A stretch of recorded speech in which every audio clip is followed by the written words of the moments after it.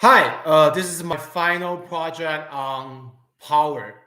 So, at the beginning of the course, we are doing power. I think this project for me is such a vague, hard to grasp idea.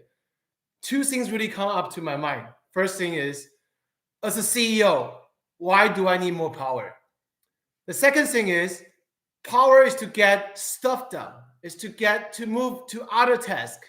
My job as a CEO, I'm already busy. Why do I need to learn more about power? And I want to tell everyone I was completely wrong. Wrong to the extent that after Jeffrey Pfeiffer's course, I have a new epiphany about power. I think power is the act and action to change people's mindset, perspectives, and make people move.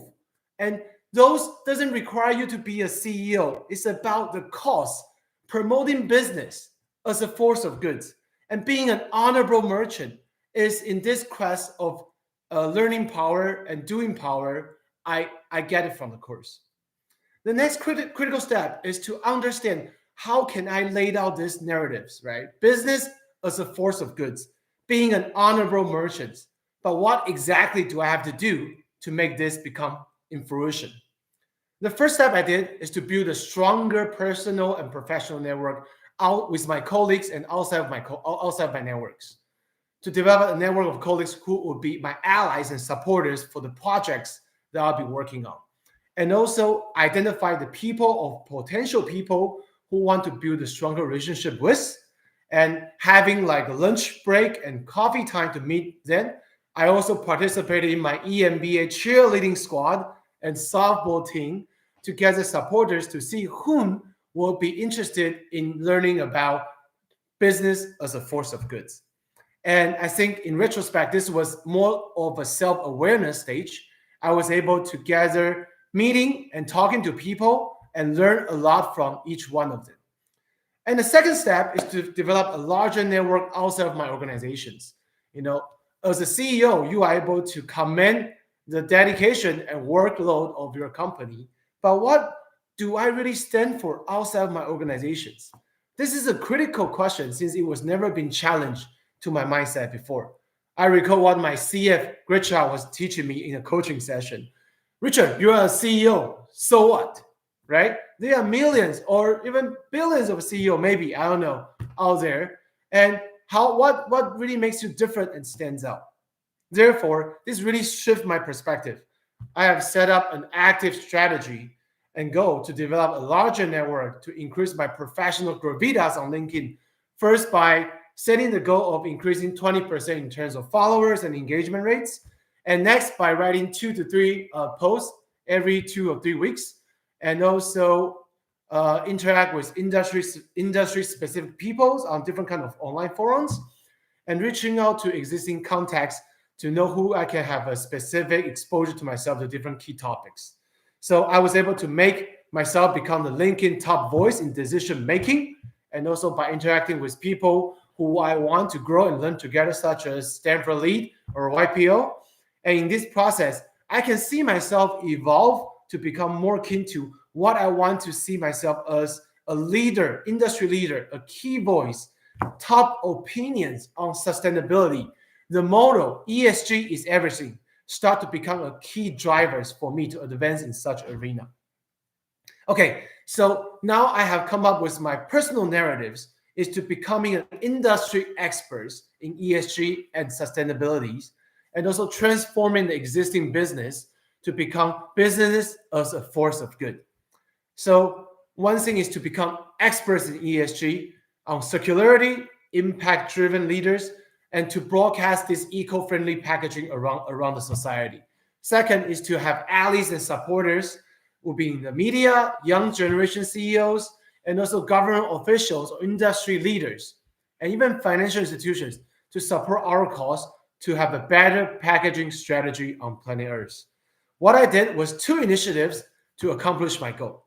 The first one is to form a formal strategic partnership with PricewaterhouseCoopers, PwC ESG consulting arms at the partner level, also with AI startups and Microsoft digital platform teams. This platform will enable the measurement of carbon emissions across different packaging industry, not just on the glass, but also on PCR, plastic papers. And by working together to create this so-called ESG battleship, we can bring together industry leaders, business enterprises, and public sectors to focus on driving innovative solutions that will be addressing the challenges of ESG reporting, measurement, and ultimately contributing to a more sustainable future. And the second initiative I did was to bring together a diverse group of influential individuals to promote ESG initiatives. So this is the motto on ESG is everything. This includes second generation CEOs, industry mentors and consultants, startup founders to have this seminar. And in the essence of, we have this esteemed honor to invite Greenpeace to present on the topic of how to reduce CO2 emissions. The presentation will feature two speakers who will share their insights as well as their expertise on the concept of reuse, reduce, and recycle. These thought-provoking topics aim to inspire the attendees and encourage them to take tangible actions in supporting ESG initiatives. So our actions are not solely motivated by the business interests. We are driven by a genuine desire to make positive impact on the world. So we are aspire to be recognized as ESG experts. And this initiative is such a powerful step toward achieving this goal. By working together with all these influencing individuals, we were able to gather a group of similar mindset and collective group of people to become handling the mission of business as a force of good, and we are honorable merchants. So two things happened after the initiative with the digital ESG platforms. We were able to find out new filtering machines that can even increase our company's profitabilities on recycling.